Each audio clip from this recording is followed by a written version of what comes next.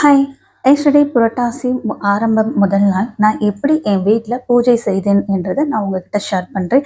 நேத்து புரட்டாசி பெருமாளுக்குரிய நாள் மட்டுமல்ல, பௌர்ணமி சிவபெருமானுக்குரிய நாள், செவ்வாய்க்கிழமை முருகப்பெருமானுக்குரிய நாள்.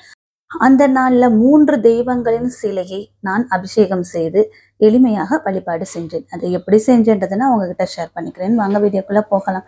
முதல்ல பால் அபிஷேகம். அந்த அபிஷேகத்துக்கு ஃபர்ஸ்ட் நம்ம முருகன்னா நம்ம முருகனோட மந்திரத்தை சொல்லுவோம்.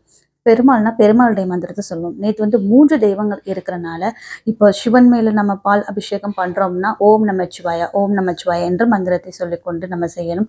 பெருமாள் மேல அபிஷேகம் பண்றோம்னா, ஓம் நமோ நாராயணா. முருகருக்கு அபிஷேகம் செய்யும்போது கந்தா போற்றி, கடம்பா போற்றி என்ன சொல்லிக்கொண்டு நேற்று நானும் என் பசங்களும் சிறப்பாக அபிஷேகம் செஞ்சு முடிச்சிட்டோம். முதல்ல பால் அபிஷேகம், இரண்டாவது மஞ்சள் அபிஷேகம். நேற்று நெய்வேத்தியமாக சிம்பிளாக தாங்க வச்சேன். எப்பயும் வைக்கிற மாதிரி வைக்க முடியலை. நேற்று பொரிகடலை சக்கரை மட்டும்தாங்க வச்சேன். நேற்று புரட்டாசி ஃபர்ஸ்ட் டேனால வீட்டில் நிறைய ஒர்க்கு. காலிலேருந்து சாமி கும்பிட்றதுக்கு அப்படி எப்படின்னு டைம் போயிடுச்சு.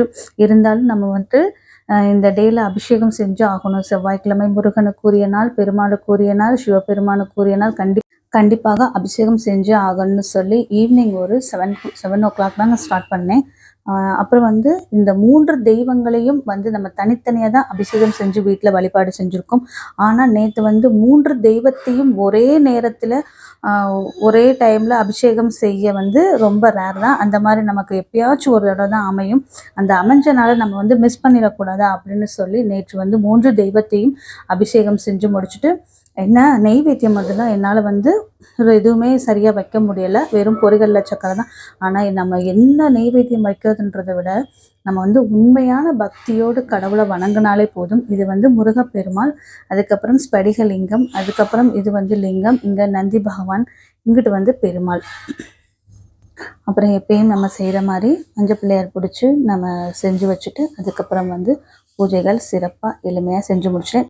எஸ்டர்டே கோயிலுக்கு போகலான்னு பார்த்தேன் பூஜைகள் முடித்த பிறகு. ஆனால் லேட் ஆகிடுச்சு. நைட் டிஃபன் செய்யணும், கோயிலுக்கு போனால் லேட் ஆகும்னு சொல்லி நேற்று போக முடியலை. அதனால் இன்றைக்கி காலையில் பசங்களை ஸ்கூலுக்கு அனுப்பிட்டு நானும் ஹஸ்பண்டு அப்புறம் என் குட்டி பையன் நாங்கள் 3 பேர் போனோம்.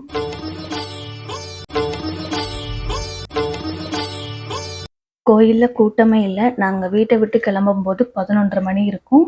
நல்ல வேளை நாங்கள் நட சாத்துறதுக்குள்ளே பெருமாள் கோயிலுக்கு போயிட்டு, இது மதுரையில் இருக்க பெரிய பெருமாள் கோயில். இந்த கோயில் ரொம்ப பெருசாக இருக்கும். நல்லபடியாக நாங்கள் சாமி கும்பிட்டு வந்தாச்சு. அப்பா, இந்த யானையை பார்த்தோன்னே ஒரு செகண்ட் நாங்கள் பயந்து போயிட்டோங்க. உண்மையான யானை ஒன்று. அதுக்கப்புறம் தெளிவாக கவனித்து பார்த்தா பொம்மை யானை. சரி, ஓகே, உண்மையான யானை பக்கத்தில் எப்படி நின்று ஃபோட்டோ எடுக்க முடியுமா? பொம்மை யானை பக்கத்துலையாச்சும் நின்று ஃபோட்டோ எடுப்போமேன்னு ஃபோட்டோ எடுத்தேன். என் பையன் பயப்பட ஆரம்பிச்சுனா, அதனால் அவனை விட்டுட்டு நானே ஹஸ்பண்டு மட்டும் ஒரே ஒரு ஃபோட்டோ எடுத்துகிட்டு வந்துட்டோம். ஓகே ஃப்ரெண்ட்ஸ், வீடியோ பிடிச்சிருந்தால் மறக்காமல் ஒரு லைக் பண்ணுங்கள். உங்கள் ஒவ்வொரு லைக்கும் எனக்கு ஒரு மோட்டிவேஷனாக இருக்கும். நன்றி, வணக்கம், தேங்க்யூ.